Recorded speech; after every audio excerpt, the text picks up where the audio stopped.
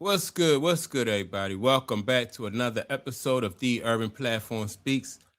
Uh, Make sure to like and subscribe as you tune into the channel. You check out the content. And with that being said, man, I want to speak on a recent, not and it's not a recent trend, but something that I've noticed more so lately, right? And Stephen A. Smith, it seems like they're trying to ESPN, Pat McAfee, and LeBron James, Clutch Sports. They're trying to really push Stephen A. Smith out.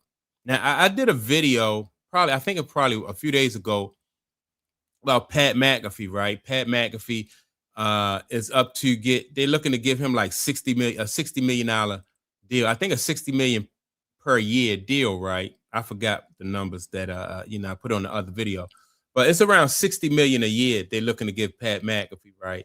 And so that deal I said would make Pat McAfee the highest paid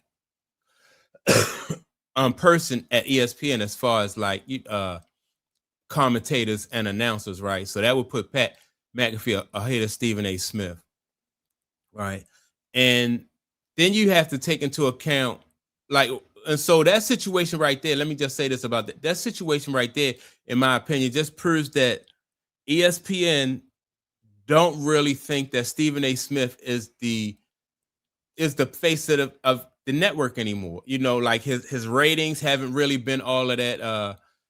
They've been stagnant lately, right? And so I think they're going to lean more towards Pat McAfee, and it's obvious. Stephen A. Smith, he covered the NBA Finals, but not a whole lot like people would think he would. He wasn't featured because remember Stephen A. Smith he's a big time Knicks fan. He's a native New Yorker, right? And so ESPN didn't even take advantage of that situation and play up that connection between Stephen A. Smith, the Knicks, and New York. They didn't, they fed into it and played into it a little bit, but not a whole lot, right?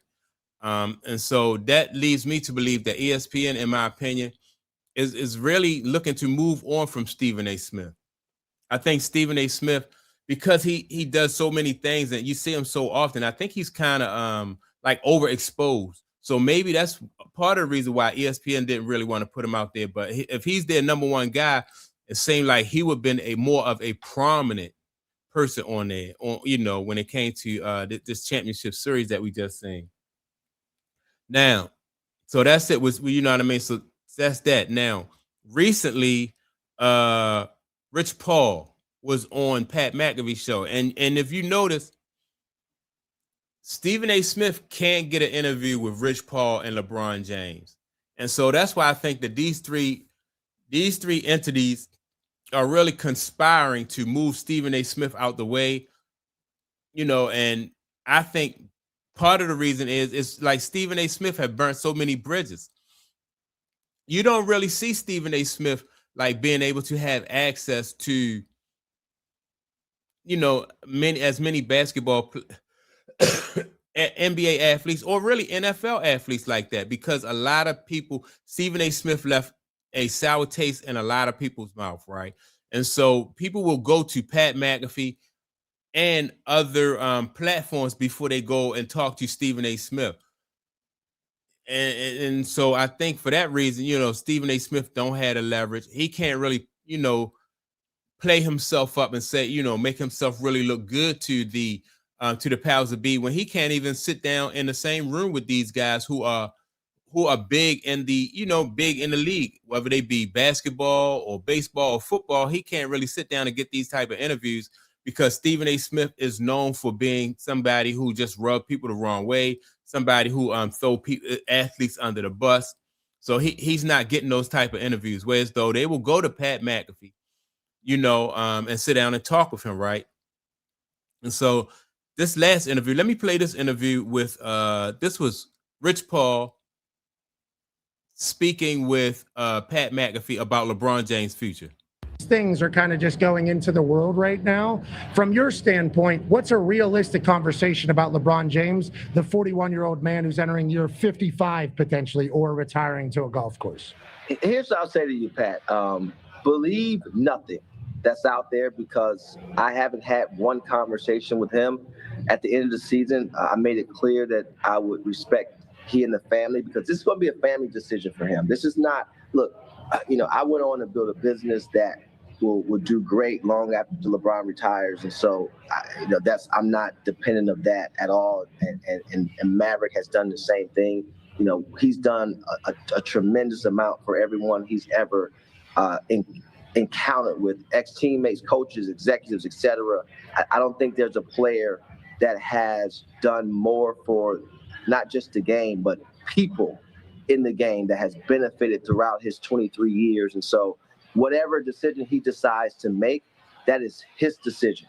He doesn't need to make a decision for anybody but himself in this regard. And so, but there's been no conversation. I have not had one conversation with him. We played a couple rounds of golf. I don't mention it. When he comes to me and wants to sit down, I am more than prepared for every scenario that there could be. But when you think about numbers that's been thrown out, what we're asking about and all these things, that's all false. We haven't had one conversation with anybody about anything. And so I'll continue to give him his time. And when he's ready to talk with his Pat, I can tell you this. I tell you guys this. There has been incoming calls from every team with the excitement of possibly him playing for them. And so at 41 years of age, going on 42, I think that's something to be extremely proud about. And, just it's one of those things where it's like, wow, even at 42, I'm still wanted. That's admirable. You had to put a number on that. And obviously you rep him as well. So the higher the number would be better for your leverage, but everybody understands everything. Would you say 5 to 10 teams have called him, or like the teams that could potentially get him? Would you be able to put a number on that? Like the Pacers called, obviously. Yeah, I would say, without naming names, I would say, about 10 to 12. 5, 10. Okay, all right. Right. So I let that interview play, right, between Rich Paul